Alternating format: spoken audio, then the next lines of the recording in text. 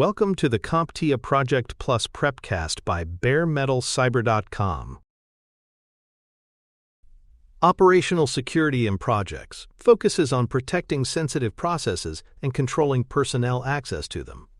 It ensures that only individuals who have been vetted and authorized are able to work in or interact with protected areas or systems. The intent is to reduce the risk of intentional or accidental compromise by establishing controls around who can see, handle, or modify sensitive project resources. This involves formal practices such as background screenings, clearance management, and role-based access assignments. For a project manager, operational security is part of the governance structure and is built into execution planning from the outset. The purpose of background screenings is to confirm that individuals who will have sensitive responsibilities can be trusted to perform them without introducing unnecessary risk. Screenings can reveal past behavior that might indicate a higher likelihood of insider threat, such as patterns of fraud or security violations. These checks often include verifying employment history, reviewing criminal background records, and, for certain positions, examining credit reports. They are especially important for positions involving access to financial data, critical systems, or high-value client information, where trust and integrity are essential. There are specific circumstances where background screenings are not optional but mandated. Government, defense, healthcare, and finance projects often have statutory or contractual requirements for screening before access is granted. A client contract may stipulate that all personnel undergo a certain level of background verification before starting work. Company policies may also require screenings for positions with access to regulated data. The project manager's role is to coordinate with human resources and legal teams to ensure that these requirements are met before onboarding begins. Maintaining screening confidentiality and ethics is essential to ensure the process is fair and lawful. Results must be stored securely and should only be shared with individuals who are directly responsible for making access decisions. The project manager must ensure that screenings are conducted in a way that complies with applicable privacy laws and avoids discriminatory practices. All related documentation, including results and decision logs, should be handled with strict confidentiality to protect both the organization and the individuals being screened. Clearance levels define the scope of information or systems a person is authorized to access, and they are a cornerstone of operational security. Examples of clearance levels include public, confidential, secret, and top secret, each representing a different depth of access. These levels exist to ensure that sensitive information is restricted to those whose roles require it, and that disclosure is limited based on the principle of need to know. Assigning the correct clearance prevents unnecessary exposure of sensitive data. Certain types of projects have scenarios where clearances are a baseline requirement.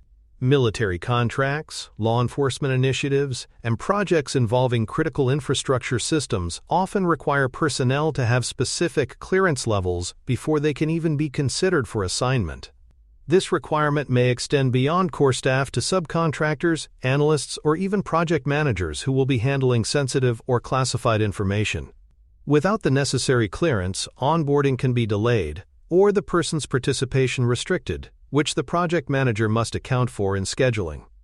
Once clearances are granted, they must be verified and maintained over time. The project manager must confirm that every person's clearance is valid and current before they begin work, and must track expiration dates for renewals.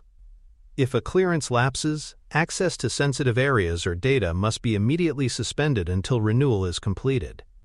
Similarly, if someone changes roles or exits the project, their clearance must be revoked or adjusted promptly to prevent lingering access. Role-based access control, or RBAC, is a key operational security principle that assigns system and data permissions according to a person's job function rather than their individual identity alone.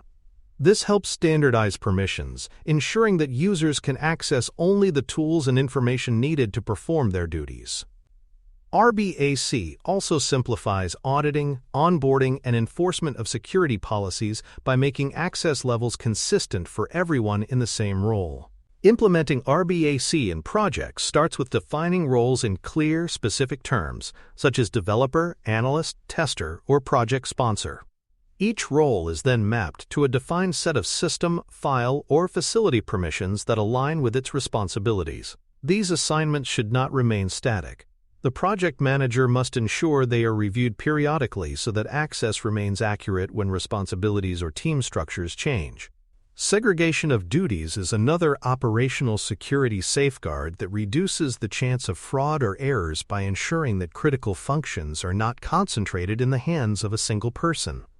For example, the person who requests the addition of a vendor should not also be the one to approve that vendor's payments.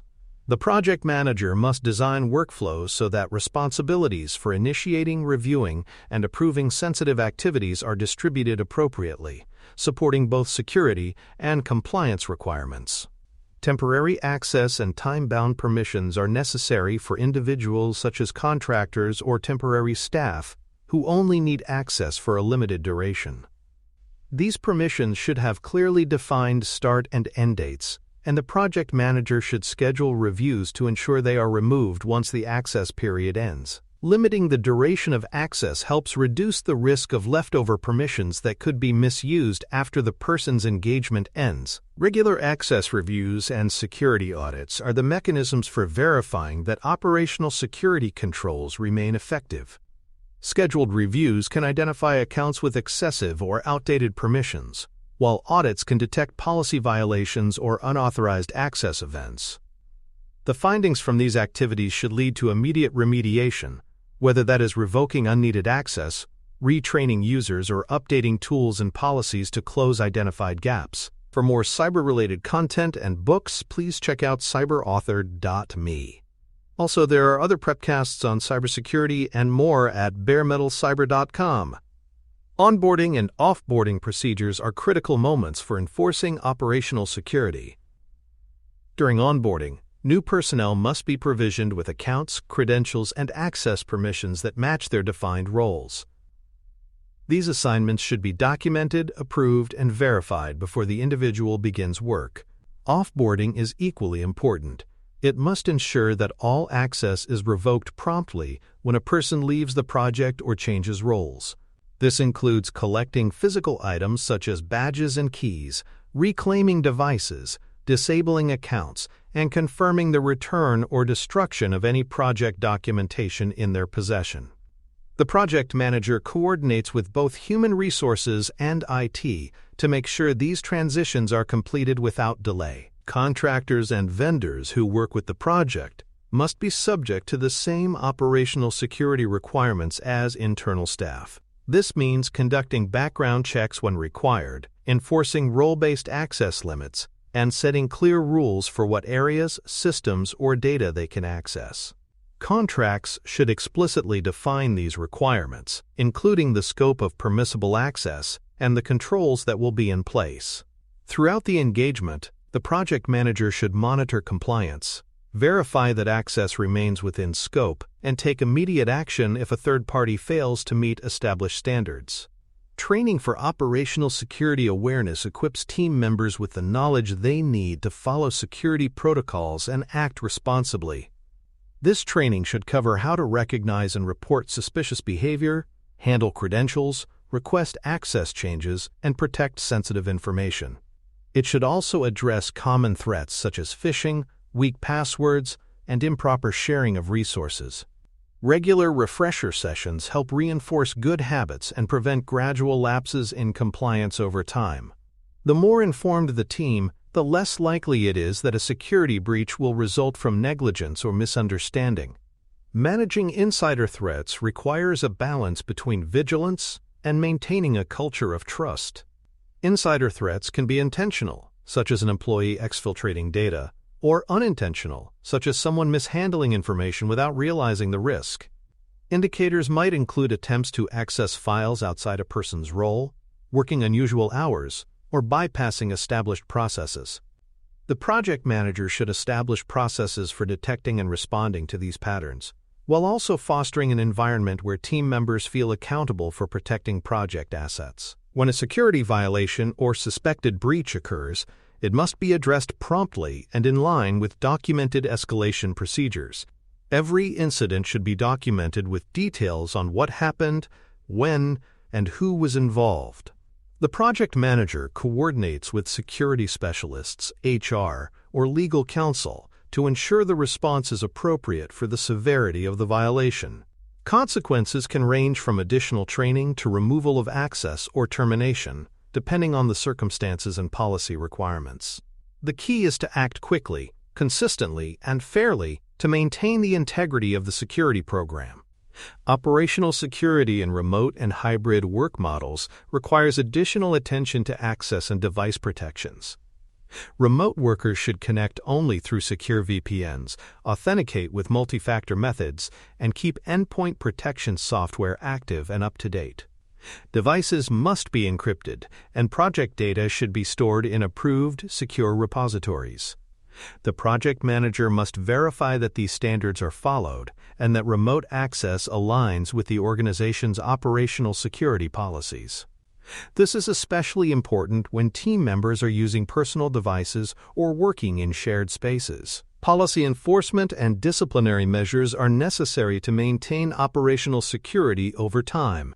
Policies must be applied consistently to all personnel, regardless of role or seniority, to avoid creating exceptions that could be exploited. Team members should know exactly what the escalation process is for violations and that the organization will follow it. Documenting both the violation and the actions taken provides transparency, supports legal defensibility, and reinforces the seriousness of compliance requirements. Tools that support operational security include IAM, or Identity and Access Management, systems that enforce RBAC and track who has access to what.